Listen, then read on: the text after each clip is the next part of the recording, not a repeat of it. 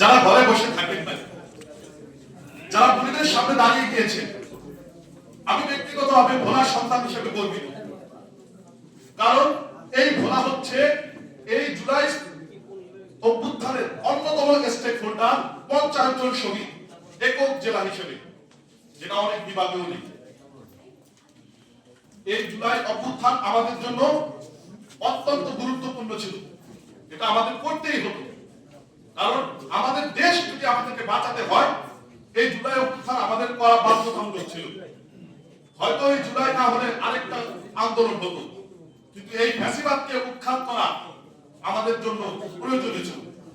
তারা উন্নয়নের নামে যে লুটপাট করেছে, সরকারি হিসেবে 17 লক্ষ কোটি টাকা, বেসরকারি হিসেবে সেটা 28 লক্ষ কোটি টাকার বেশি। তারা আমাদেরকে উন্নয়নের যে গল্প খাইয়েছে, তার মধ্যেই ছিল তাদের লুটপাট। আমার এক বন্ধু, সে ঢাকা কলেজের শিক্ষার্থী, সে সারাদিন আমাকে বলে যে গোপালগঞ্জে তো আমাদের অনেক উন্নয়ন করেছে। আমি তাকে জিজ্ঞেস করলাম কি উন্নয়ন করেছে? সে বলে রাস্তাঘাট, কালভার্ট সব তারা করে দিয়েছে। আমি তাকে বললাম যে এটা কি উন্নয়ন, রাস্তা করা, কালভার্ট করা? সে বলে হ্যাঁ, এটাই তো উন্নয়ন। আমি তাকে বললাম যে তোমাদের এলাকার মানুষ আগে কি করতো? সে বলে ভ্যান চালাবে, যখন রাস্তা হয় না। এখন কি চালান, কি করে? ভ্যান চালান। আমি বললাম এটা কিভাবে উন্নয়ন হলো?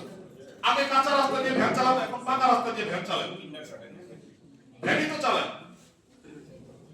তারা তো ভ্যানই চালায়, তাহলে এটা উন্নয়ন কিভাবে হলো? এটা হচ্ছে উন্নয়নের নামে ধোঁকাবাজি। তারা চায় না জনগণের উন্নয়ন। জনগণের উন্নয়ন কোনটা? জনগণের উন্নয়ন হচ্ছে এই ভোলাতে 10টা মিল ফ্যাক্টরি হবে, এই ভোলাতে 10টা ইন্ডাস্ট্রি হবে, এই ভোলাতে 10টা কলকারখানা হবে, এখানকার বেকাররা চাকরি পাবে, রাস্তাঘাট এগুলো এমনিতেই হবে। এগুলোর জন্য আলাদাভাবে এগুলো দেখাতে হবে না। আজকে পার্শ্ববর্তী একটি রাষ্ট্র, দুঃখের বিষয় বলতে হয়, তারা বাংলাদেশের অভ্যন্তরীণ বিষয় নাক গলাচ্ছে। তারা বাংলাদেশের অভ্যন্তরীণ বিষয় নাক গলাচ্ছে। তারা বাংলাদেশের ভাবমূর্তি বৈশ্বিক দরবারে খারাপ করার চেষ্টা করছে। সংখ্যালঘু নির্যাতনের কথা তারা বলছে। আমি তাদেরকে বলতে চাই, সেই দিন যাত্রাবাড়িতে যখন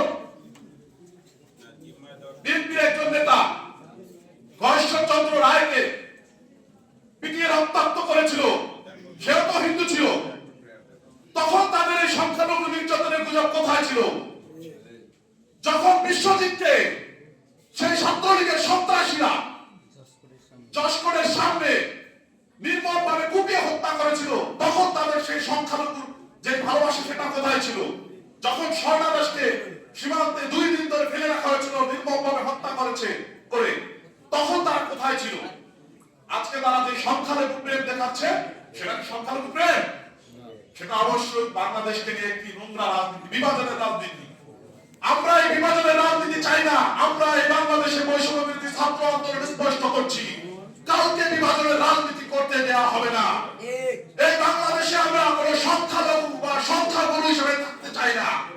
এই বাংলাদেশের প্রত্যেকটি নাগরিক আমরা বাংলাদেশী হিসেবে অবস্থান করব, বাংলাদেশী হিসেবে সকল সুযোগ সুবিধা ভোগ করব।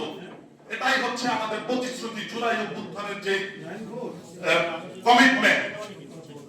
আজকে আমাদের দেয়ালে দেয়ালে লেখা হচ্ছে সমন্বয়করা প্রস্তুত হও মৃত্যুর জন্য।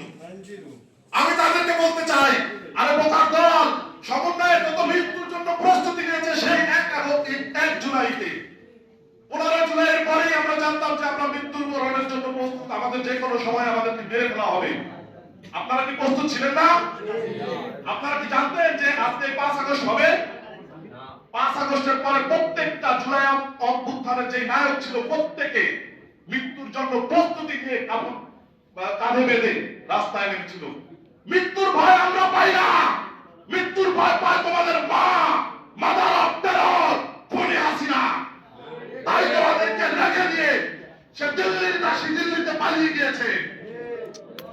আমরা স্পষ্ট করছি, যদি দিল্লিতে বসে বাংলাদেশের অভ্যন্তরীণ বিষয় কোন ধরনের বিব্রতকর পরিবেশ সৃষ্টি করতে চায়, আমরা ঐক্যবদ্ধ ভাবে, যেইভাবে জুলাইতে আমরা ঐক্যবদ্ধ ভাবে রাজনৈতিক সকল মতাদর্শের ঊর্ধ্বে গিয়ে প্রত্যেকটি নাগরিক, প্রত্যেকটি জনগণ এই 16 বছরের ফ্যাসিস্টের বিরুদ্ধে আন্দোলন করেছি, ঠিক একইভাবে বহির্জাত যত বহির্বিশ্বের যত ষড়যন্ত্র আছে, যত কূটকৌশল আছে, সেটাও আমরা রুখে দিতে প্রস্তুত ইনশাআল্লাহ।